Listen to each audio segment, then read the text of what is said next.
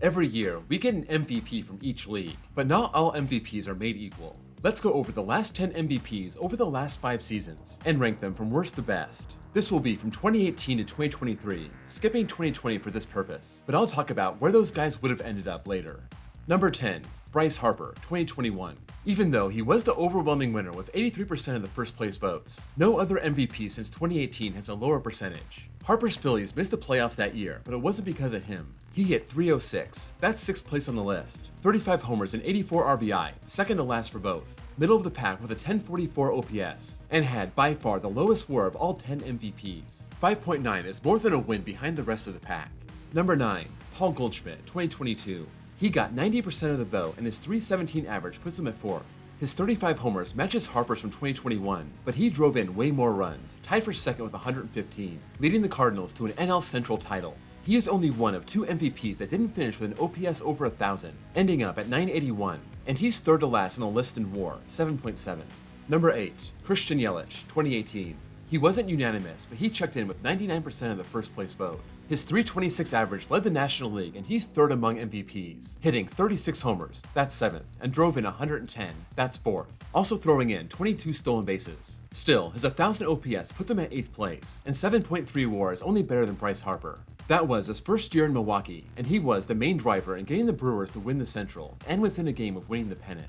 Number 7, Mike Trout, 2019. This was his 3rd MVP, the Angels only winning 72 games in 2019, so you'd think he must have blown away the rest of the league. His .291 average is second to last, only one of 2 MVPs that hit under 300. His 45 homers ranks 4th, 104 RBI is 6th, but his OPS is way up in 2nd place, 1083. Trout is known for racking up WAR, but this was not his best effort, ending with 7.9 and finishing 7th. He got 85% of the vote, which is still impressive on a losing team, but that was second lowest behind Harper. Number 6, Cody Bellinger, 2019. He and Christian Yelich were in a dogfight, but he ended up with 86% of the vote, hitting 305, that's 7th. But his 47 homers is second, tied for second with Paul Goldschmidt and RBI with 115. He was closer to the middle in OPS and WAR, 1035 ranking 6th, and his league-leading 8.6 WAR being 5th. The Dodgers won 106 games that year and ran away with the West. Number 5, Mookie Betts, 2018.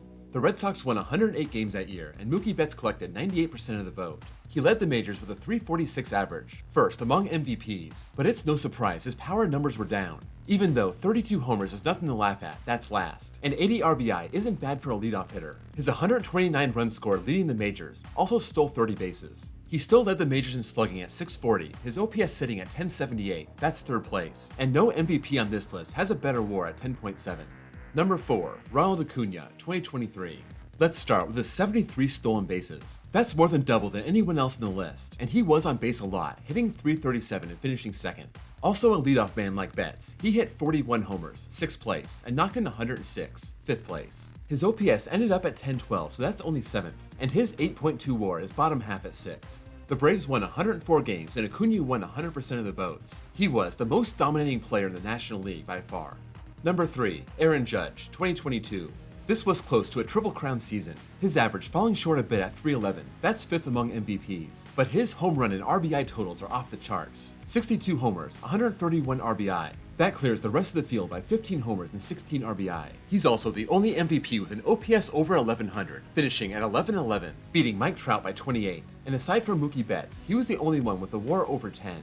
This historic season helped the Yankees in 99 wins, and he got 98% of the vote. It's almost impossible to think he didn't get every first place vote, but there is one guy that's almost impossible to beat. Number 2, Shohei Ohtani, 2021.